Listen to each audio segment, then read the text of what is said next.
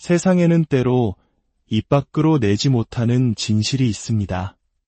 모두가 예라고 말할 때 홀로 아니오라고 외쳐야 하는 용기가 필요한 순간들이 있습니다. 오늘 우리는 바로 그 침묵을 깨고 거대한 흐름에 맞서 자신의 목소리를 냈던 사람들의 이야기를 나누고자 합니다. 이 이야기는 단순히 지나간 과거의 기록이 아니라 오늘을 살아가는 우리 모두에게 자유와 진실의 의미를 되묻는 깊은 울림이 될 것입니다.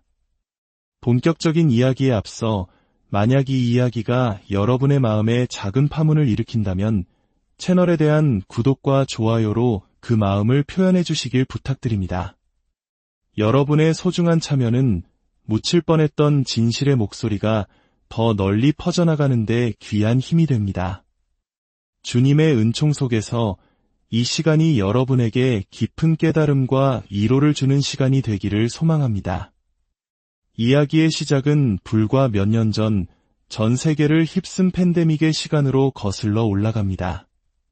불안과 공포가 사회를 잠식하던 그때 하나의 거대한 목소리가 세상을 지배하기 시작했습니다.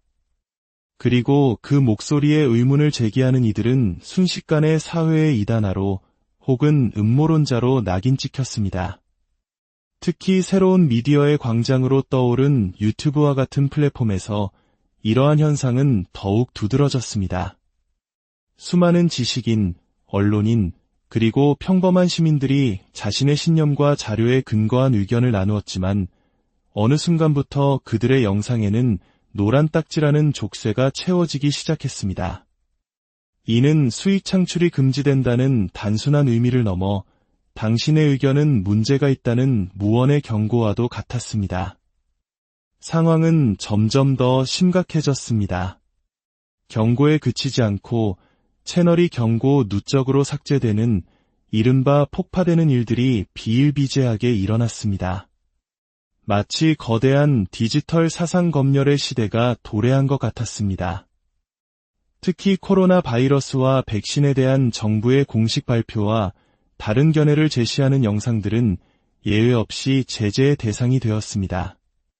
이제는 말할 수 있습니다. 수년간 침묵을 강요당했던 한 변호사는 이렇게 입을 엽니다.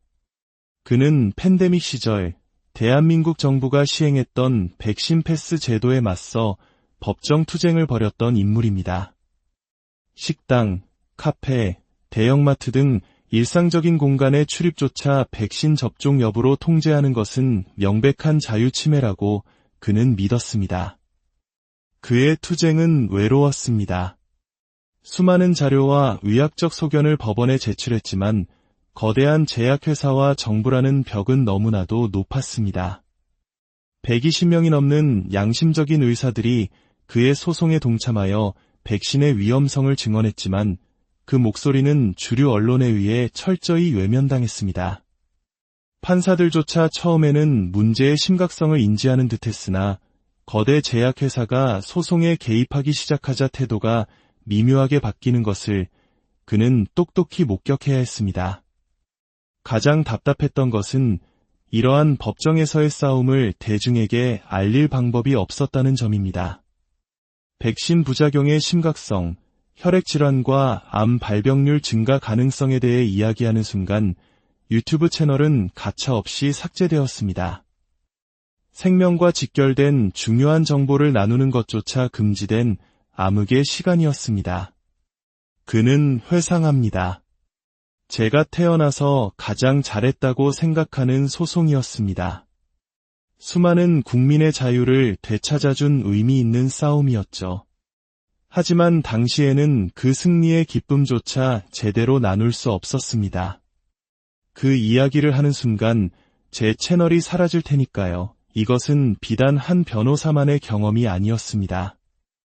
많은 이들이 코로나 치료에 효과가 있다고 알려진 하이드록시클로로킨이나 노벨상을 수상한 성분인 이버맥틴과 같은 기존 의약품의 가능성에 대해 이야기하려 했습니다.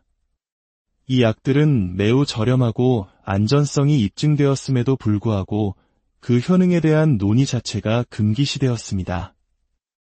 오히려 값비싼 신규 백신만이 유일한 해법처럼 선전되었습니다. 이런 일이 벌어졌을까요? 누군가는 이를 글로벌 카르텔의 존재와 연결짓습니다. 막대한 자본을 움직이는 제약, 금융, 그리고 미디어 카르텔이 자신들의 이익에 반하는 정보의 유통을 조직적으로 막고 있다는 주장입니다. 이러한 목소리의 억압은 비단 한국만의 문제가 아니었습니다. 미국에서도 비슷한 현상이 일어났습니다. 특히 복음주의 기독교인들을 중심으로 정부의 과도한 통제와 언론의 편향성에 대한 비판의 목소리가 높았습니다. 흥미로운 점은 미국의 기독교인 대다수가 보수적인 정치 성향을 띠며 목소리를 냈던 반면 당시 한국의 기독교계는 상대적으로 정치적 목소리를 내는 데에 미온적이었다는 점입니다. 이를 계기로 한국의 보수 진영과 기독교계가 신앙의 가치를 사회 속에서 어떻게 실현할 것인가에 대한 깊은 성찰이 필요하다는 자성의 목소리가 나오기도 했습니다. 결국 이 모든 싸움의 본질은 공정성에 대한 요구로 기결됩니다. 좌파적 시각을 가진 유튜버가 정부를 비판하는 것은 허용되면서 우파적 시각에서 의문을 제기하는 것은 민감한 문제로 규정되어 제재를 받는가? 유튜브와 같은 거대 플랫폼은 이제 단순한 영상 공유 사이트가 아니라 현대사회의 가장 중요한 여론 광장이 되었습니다. 그렇기에 그들은 막대한 수익을 벌어들이는 만큼 공정한 여론의 장을 유지해야 할 사회적 책임을 지니고 있는 것입니다. 특혜를 달라는 것이 아닙니다. 좌파든 우파든 진보든 보수든 모두가 동등한 규칙 아래서 자유롭게 자신의 목소리를 낼 수 있게 해달라는 것입니다.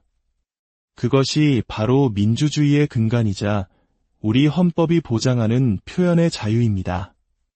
오랜 시간 우리는 보이지 않는 벽과 싸워왔습니다.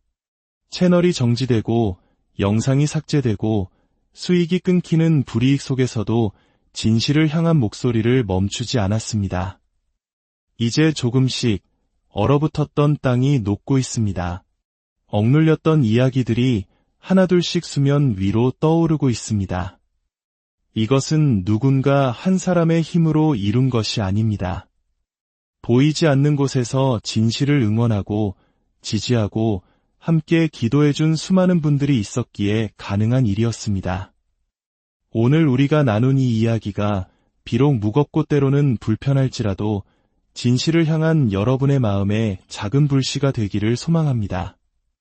그리고 그 어떤 거대한 힘도 하나님께서 우리에게 주신 자유로운 영혼과 진실을 갈망하는 마음을 억누를 수는 없다는 믿음을 함께 나누고 싶습니다.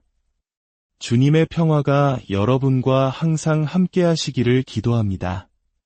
감사합니다.